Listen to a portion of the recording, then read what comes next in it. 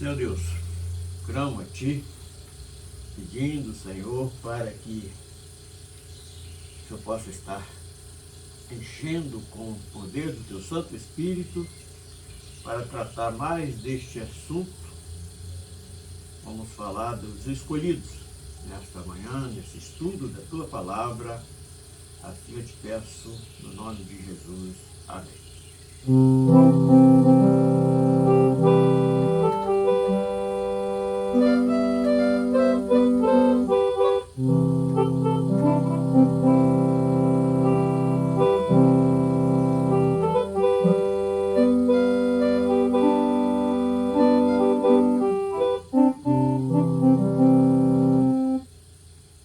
Preste atenção no que o meu Deus mandou falar. Se tu for santo, tem que continuar a santificar.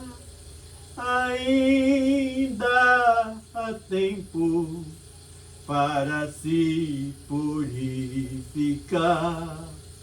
Ainda há tempo para se purificar.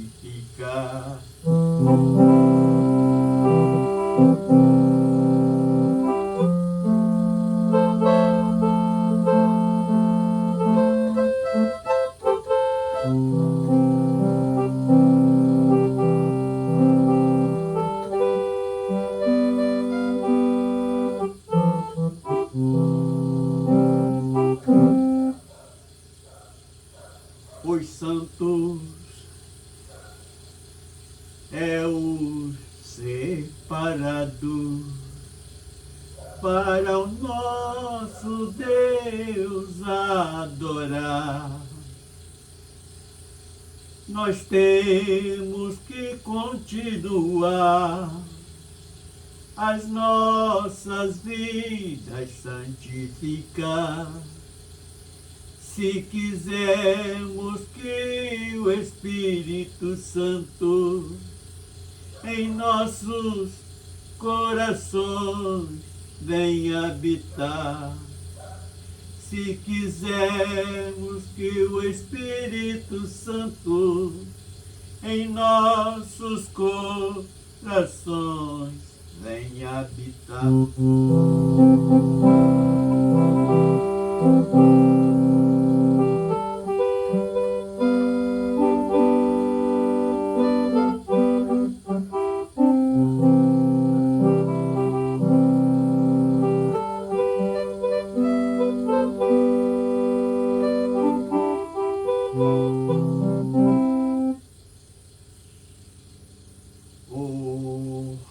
Porque precisamos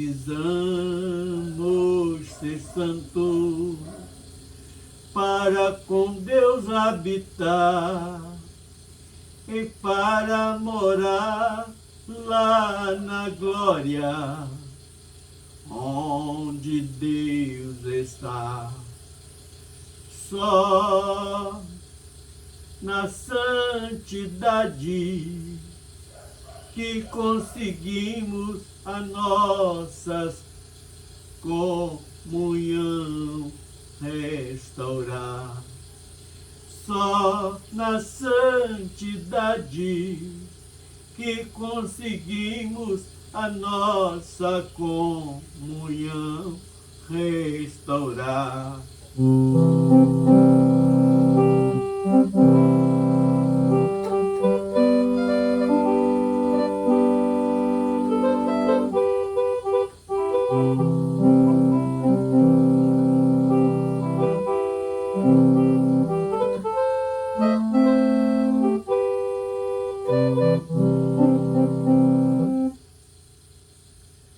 No coração dos santos é que Deus quer habitar, se purificar para se transformar em um altar só assim que continuamos com Deus vai estar, e com Deus vai estar.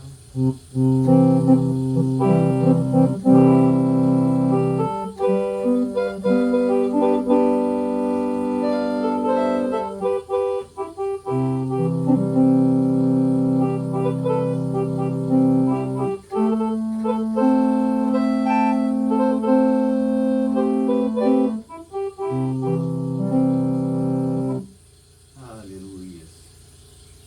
Bendito seja o nome do Senhor. Agora vamos dar início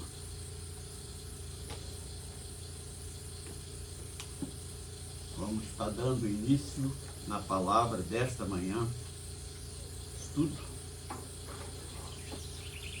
Vamos tratar do seguinte assunto: o grande segredo da salvação. Então, meditando neste assunto, eu estava imaginando por que existe pessoas que nunca se convertem e outros tão dedicados. Logo que encontra a salvação, ele muda toda a perspectiva de vida, enquanto outros finge uma santidade falsa, mas quando olhamos para o seu testemunho, era melhor que ficasse lá no mundo, no pecado.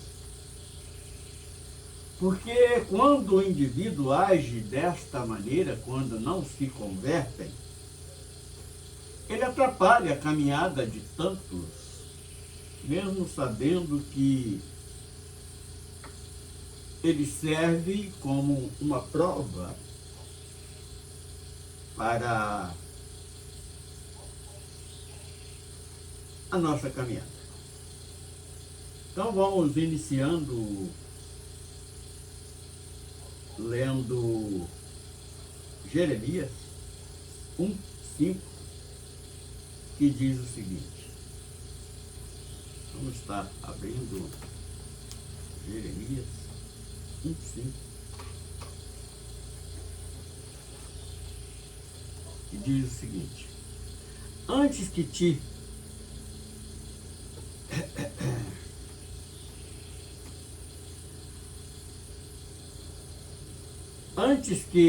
te formasse no ventre, te conheci, e antes que saísse da madre, te santifiquei, as nações te dei por profeta. Então, quando Deus fala com Jeremias, ele falou assim: olha, eu não sei falar. Ele agiu quase igual a ação de Moisés.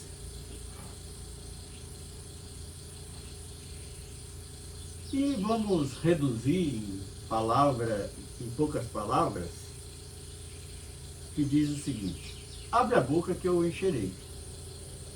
Moisés, quando foi enviado para o Egito, ele deu também essa desculpa que não conseguia falar com clareza, tinha dificuldade. E Deus falou assim: olha, eu vou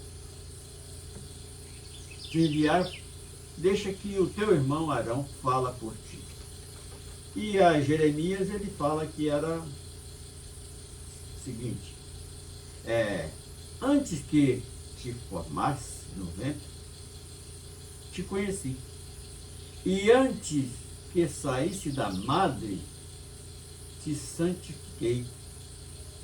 As nações te dei por profeta. Então disse eu: Senhor Jeová, eis que não sei falar, porque sou uma criança. E Deus, ele fala com Jeremias o seguinte, então vamos estar lendo até o versículo 9.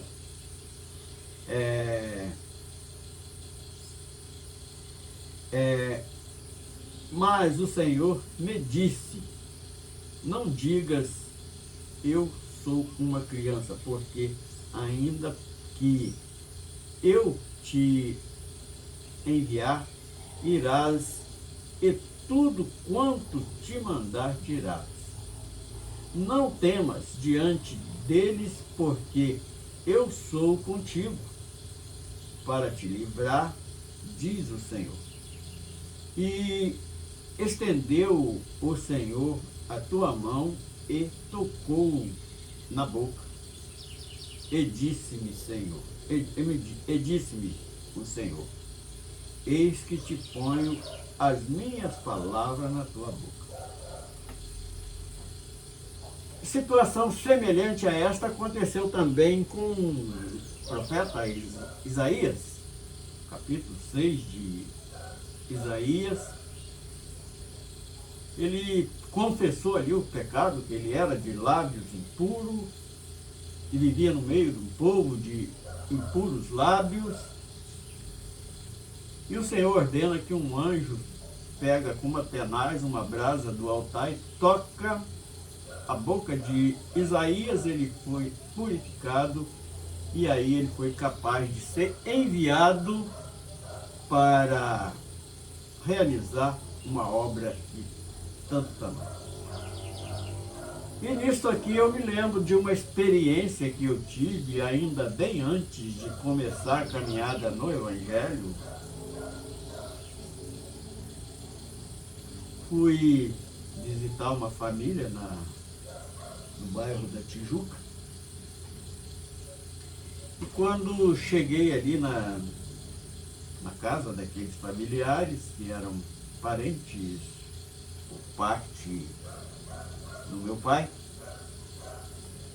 e uma das primas foi lá e me falou o seguinte: olha, Natalina, hoje eu vou te mostrar um tio que você não conhece, é irmão do seu avô, tio Nicásio. Então saiu aquele senhor lá de dentro do interior da casa e veio, eu me dirigi a ele, e aquele senhor me tratou com um certo desprezo, me colocando no julgamento que eu estava condenado porque eu não era dizimista, sendo que eu nunca tinha congregado em lugar nenhum, nunca tinha lido as Escrituras Sagradas. E foi a minha primeira experiência no Evangelho, foi aquela, porque quando ele me afrontou, me condenou, que eu não era dizimista, da minha boca saiu palavras que eu não sei como saiu, se eu nunca tinha lido as Escrituras. E eu disse para aquele tio Nicásio, que a única vez que eu vi aquele homem foi aquela vez, não demorou nem 10 minutos. Depois ele entrou para o quarto, nunca mais eu a vi. Eu falei com ele: olha, eu creio que o senhor está enganado, porque o dízimo que vocês cobram do povo não é mais para a igreja, não é mais os levitas, ele foi passado para o rei Saul. Eu nunca tinha nem ouvido falar na pessoa de Saul. E não é mais os levitas que governam, que administram estes valores. E aquela prima aí deixou aquele tio muito sem graça, falou assim: ah, tio, ganhou uma aula de Bíblia de graça hoje, e ela muito assim, espontânea. E aquele senhor, aquele cidadão, ele voltou para o seu quarto e sumiu. Nunca mais eu tive o prazer de ver aquele homem. Só vi aquele instante pela primeira e última vez. E passou anos e mais anos depois, quando eu me deparei com as Escrituras, está exatamente o que eu falei com ele, está no livro de Samuel, 1 Samuel, capítulo 8, sendo que eu nunca tinha lido as Escrituras.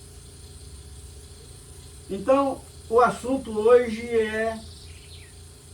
é o grande segredo da salvação. Eu era um escolhido e eu não sabia. Isaías era um escolhido, não sabia. Jeremias era um escolhido e não sabia.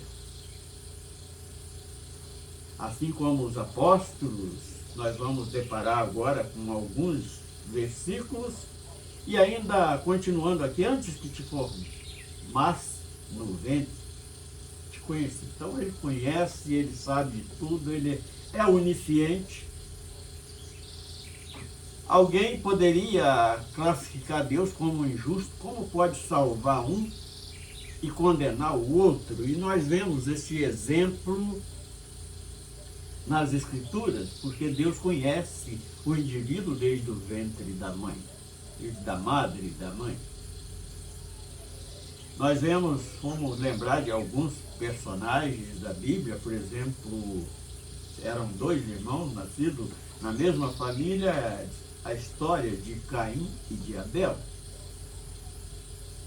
Quanto Deus agradava da oferta de Abel e não agradava da oferta de Caim. Já havia algumas pessoas questionando a Deus sobre este assunto. Também temos dois personagens bem mais adiante, que é Jacó e Esaú, sendo que o próprio nome de Jacó já diz que ele era um enganador e Jacó foi escolhido para dar sequência à promessa que Deus fez a Abraão. E depois nós encontramos mais dois personagens também, que era Saul e Davi, que ambos pecaram, e parecia que o pecado, pela nossa razão, o pecado de Davi teve mais peso do que o pecado de Saul. Quando nós olhamos pela nossa razão, é assim. E Deus vê em Davi segundo o coração de Deus, e Saul ele despreza, não falou, mas se negou a falar com Saul. E sendo que foi o próprio Deus que mandou que Samuel fosse ungisse ambos a rei de Israel. Então aí está a grande diferença.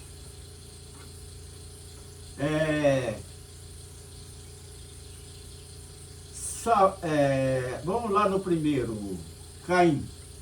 Ele escolhe algo da terra, algo terreno para ofertar a Deus. E como Deus conhece o coração, ele não aceita aquela oferta de Caim.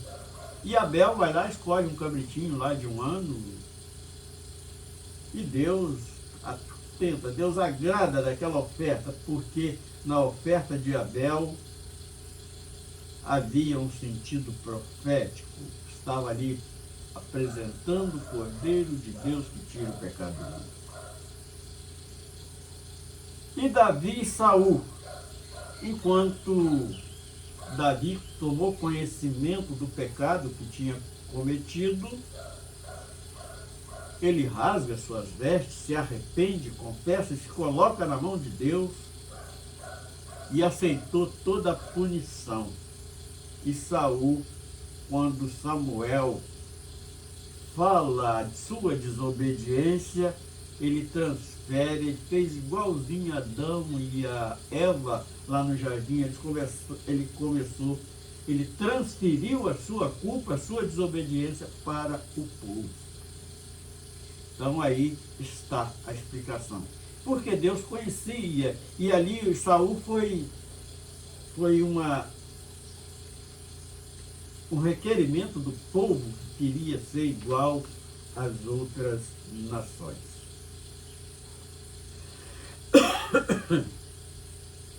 E nós, para dar continuidade a este assunto, nós escolhemos alguns versículos, não vamos ler todos, vamos falar só o que está entre as escolhas que Deus fez, assim como escolheu Jeremias.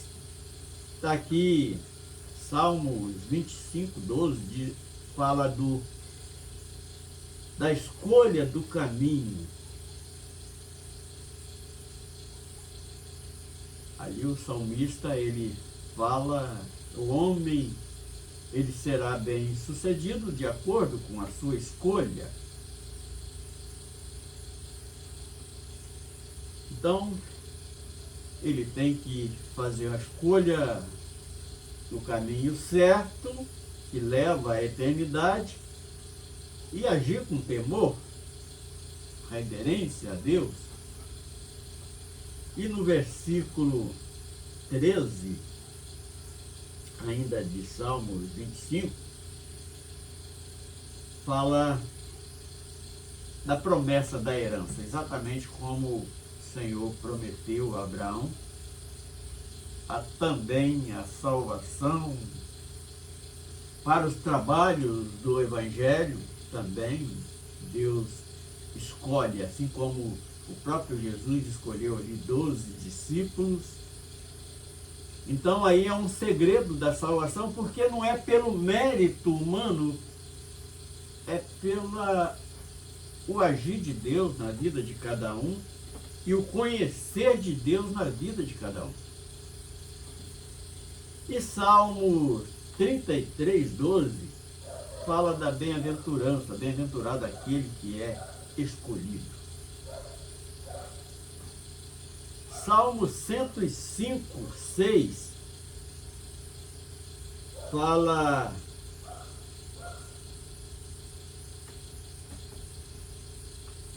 do descontente.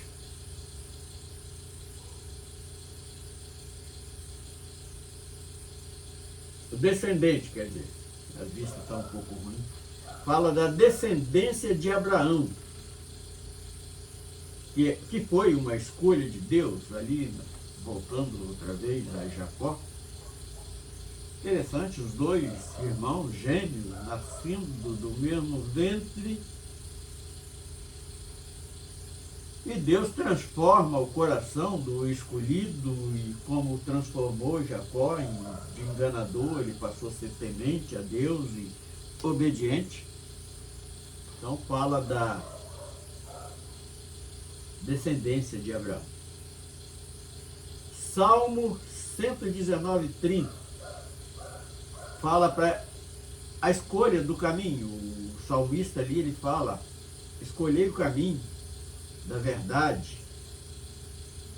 Então nós temos que ter sempre a observação, e em cima deste caminho da verdade nós vamos falar sobre algumas pessoas que nós conhecemos dentro do Evangelho, e nós podemos contemplar alguns que estão ali a vida toda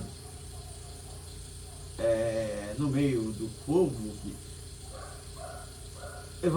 do Evangelho, mas nunca se convertem. É aquele que até finge. Nós entendemos bem a colocação de Jesus sobre os fariseus, que eram aqueles que viviam ali falando de salvação, de obra, mas não se convertiam.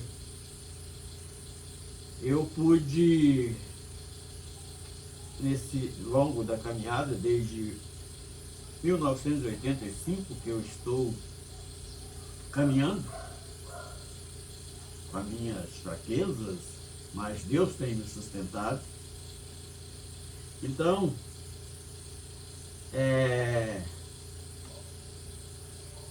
Salmo 105, descendência de Abraão, e 119, 30, fala escolha do caminho da verdade. Então, observação. vou ter aqui até uma observação. Por quê? Porque ao longo dessa caminhada nós encontramos várias pessoas que, quando nós fazemos um apanhado da sua vida lá no início, ele era um corrupto e continua corrupto até hoje. Está no final da vida e ainda continua a sua ganância por coisas materiais, falta de amor. É aquele que nós vemos que é um joio no meio do trigo. Apesar de estar ensinando na palavra, mas esses nem como um fariseu ele se comporta, porque ele mostra claramente que não tem amor, dá coice em todo mundo, não tem educação para falar com pessoas. Então, esses tipos. Então, isto nos mostra algo interessante. É o grande segredo da salvação está aí. O cara está ali no meio, está com a palavra da verdade na mão, mas não vive. Ele vive na mentira. Ele vive torcendo a palavra de Deus. Então, é um segredo que nós, no nosso entendimento humano, nós não conseguimos entender. E a única coisa que eu ainda consigo tirar de proveito disto, porque o próprio apóstolo Paulo falou que é importante, 1 Coríntios 11, 19, que diz que importa que haja heresia, mas só tem ali um benefício para que se manifeste os sinceros. Então, o apóstolo Paulo me fez entender isso quando ele diz: o único benefício da heresia no meio da igreja é para se manifestar os sinceros. E a única maneira que nós temos para conhecer esses indivíduos é confirmando, comparando o que estão fazendo com a palavra da verdade, com a palavra das Escrituras sagradas.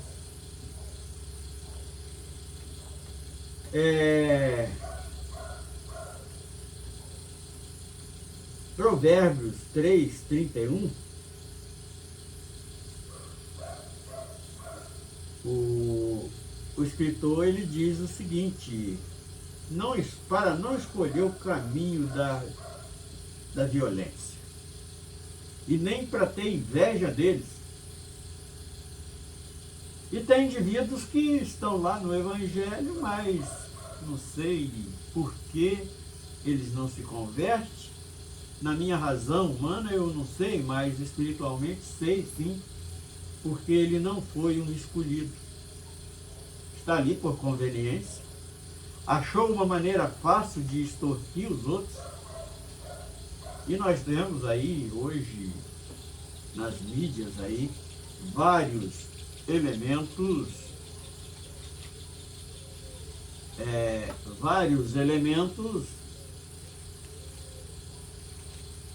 agindo desta maneira. Agora vamos para Isaías 7.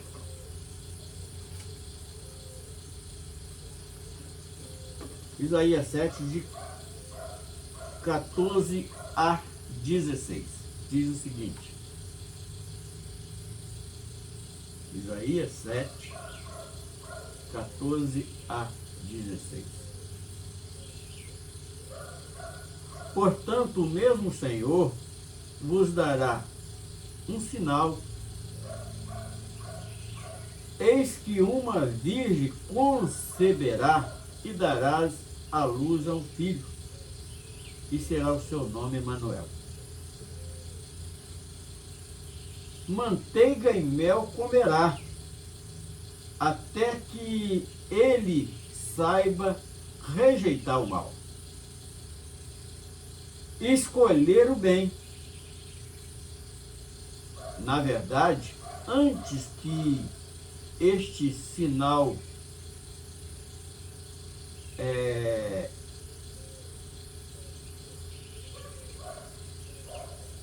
Na verdade, antes que este sinal no saiba rejeitar o mal, escolher bem, e terá de que se enfada será desmascarado dos seus dois reis.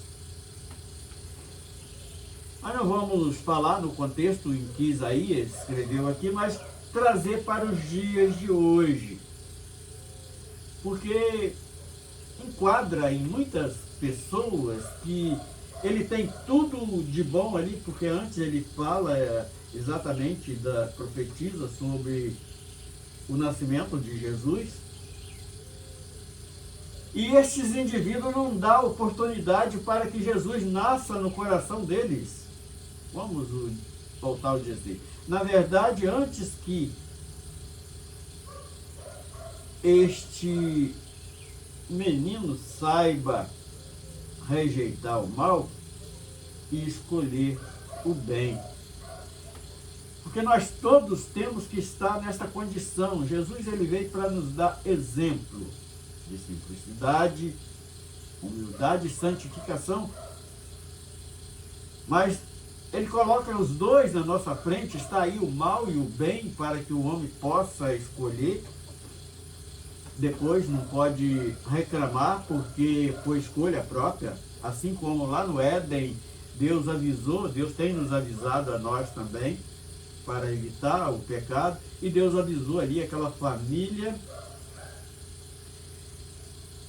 e eles escolheram a desobedecer em comer do fruto proibido, o qual trouxe esta agonia tão grande para os viventes do mundo. Então, mas o Senhor, aliás, 15, manteiga e mel comerás. Então, está aí as bonanças para os homens, Deus tem colocado aí para que o homem escolha. Tem o mel e tem o fel. Muitos escolhem aquele prato mais amargo, até que saiba rejeitar o mal. O cara está ali na sua escolha, ele sabe o bem, sabe o mal, ele escolhe o errado porque escolher o bem. Então a proposta de Deus é para que o homem escolha o bem. Na verdade, antes que este menino saiba rejeitar o mal, escolher o bem. Então nós estamos aqui hoje com um certo privilégio de mostrar o lado bom da caminhada. Qual o resultado que temos em andar no caminho estreito, ali começarmos a guerrear contra o nosso estado carnal para triunfar na glória com Deus? É um dos segredos da salvação, está aí também na sua escolha. Em saber dar ouvidos e reconhecer que Deus te escolheu para a salvação. Então este é um dos segredos. Agora Isaías 43:10, Deus é quem é o que escolhe. Às vezes, porque os homens, muitas das vezes, pela cegueira, não... Eu, por exemplo, me testifico muito no apóstolo Paulo, porque diante da história de Paulo, como ele era e as experiências que teve,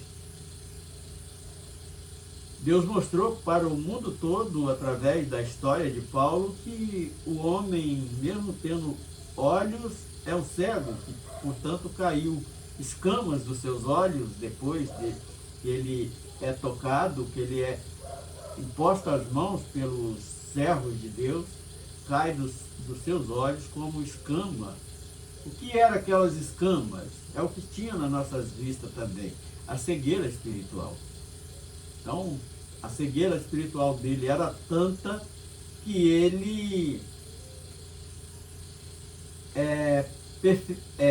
tinha o desejo de perseguir aqueles escolhidos que estavam no caminho da verdade, no caminho da glória. Ele, como era enganado ali pelos mestres do farisaísmo, eu, por exemplo, confesso hoje, fui enganado muito tempo, achando que estava certo, e hoje eu reconheço que era um cego, mas hoje eu vejo. Agora, vamos para o Mateus 12, 18. Jesus escolhe para levar o Evangelho aos gentios. Foi a escolha de Paulo, aqueles primeiros apóstolos ali. Então ele escolhe, por quê? Porque ele sabe de tudo, ele é onisciente.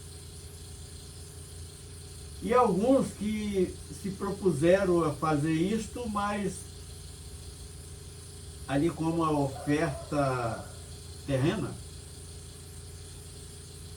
procuraram tirar vantagem. Portanto, está bem claro que serão condenados. Agora vamos para Mateus 12, 18, que fala que Jesus escolheu para levar este evangelho aos gentios. E Mateus 24, 22, Jesus fala que o tempo seria abreviado para que os escolhidos não se perdessem. Está em Mateus 24, versículo 22. Para a salvação dos escolhidos. E o verso 31 fala aí dentro do mesmo assunto, abreviar o tempo, e inclusive fala do arrebatamento da igreja. João 13, 18 fala da escolha de Judas. Alguém poderia falar, poxa, Jesus escolheu um traidor para colocar? Não, ele explica bem no Evangelho de João, versículo 18, ele foi escolhido no meio entre os 12 para que se cumprisse a profecia, o que estava escrito, e ele seria traído. E João ainda 15, 16, é os escolhidos para produzir frutos. Escolha, fala dos escolhidos, que o mundo, ele aborrece, ele não consegue aceitar, assim como, porque o mundo está muito ligado com as trevas. Então Jesus, ele fala a respeito disso em João 15, 16, fala dos escolhidos para produzir frutos, e nós sabemos que fruto é esse. E ainda mostra que o mundo o aborrece. Atos 16, 3. Ali fala da escolha dos diáconos para ajudar no serviço da congregação. Só que tem que hoje nós vemos esses tipos de obreiros sendo escolhidos de acordo com o seu nível social, e sendo que está bem claro lá na palavra, em Atos 6,3, fala que eles têm que ter boa reputação, quer dizer, tem que ter um testemunho sadio e cheios do Espírito Santo. Da mesma forma, são os escolhidos para serem pastores, mestre no meio do povo de Deus. Agora vamos para Romanos,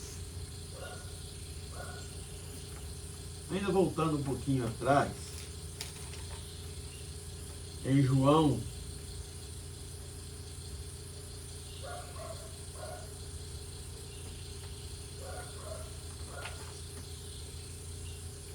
15,16, diz o seguinte: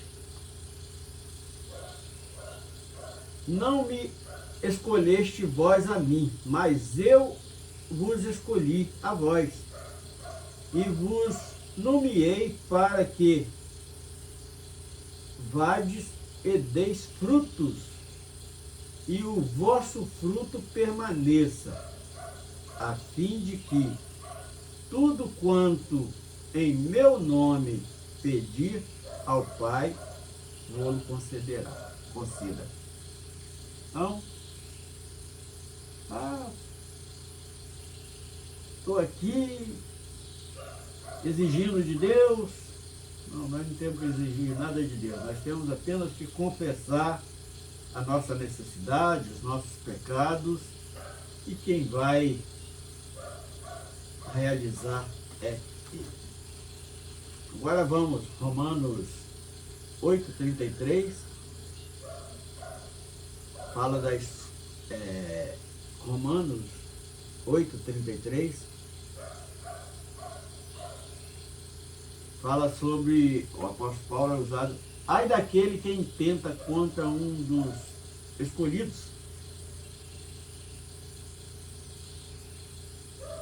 de Deus. Então, aqueles que investem, eu já tenho tido várias experiências nesse sentido, pessoas que agem justamente têm tido consequências drásticas. Na Filipenses 1,22, quem escolhe viver na carne não dá fruto do Espírito. Então, o apóstolo Paulo, ele fala a respeito em Filipenses 1,22. Então, aquele que escolhe viver na carne, ele não consegue produzir frutos do Espírito de maneira nenhuma. E para encerrarmos, Tiago 2,5 fala da escolha de Deus aos pobres para serem ricos na fé. Não é algo que é mistério de Deus. Mas, poxa, então o salvo vai ser pobre, só pobre? Não. Porque os pobres têm mais condição de dar um testemunho de fé, de acreditar, de viver muitas das vezes na escassez. Então, tudo isto é segredo para salvação. E aqui eu creio que nós explicamos algo com alguns exemplos de personagens bíblicas a respeito daqueles que nunca se convertem. Nós mostramos Caim e Abel, foram opostos um do outro. Jacó e Esaú, apesar de ser irmão, um era dado às coisas terrenas e E Jacó tinha um espaço no coração para a salvação, portanto ele teve ali algumas experiências, por exemplo, do Val do Jaboque. Ele implora ao Senhor que para a sua salvação. Então é um dos segredos que nós podemos estar confiando. E Davi e Saul, ambos ungido rei, e um Deus rejeita e o outro ele via segundo o coração de Deus, que é no caso de Davi. Senhor Deus, nós louvamos o teu nome, nós te bendizemos por esta palavra, esta meditação. Nós entregamos nas tuas mãos, no nome do Senhor Jesus.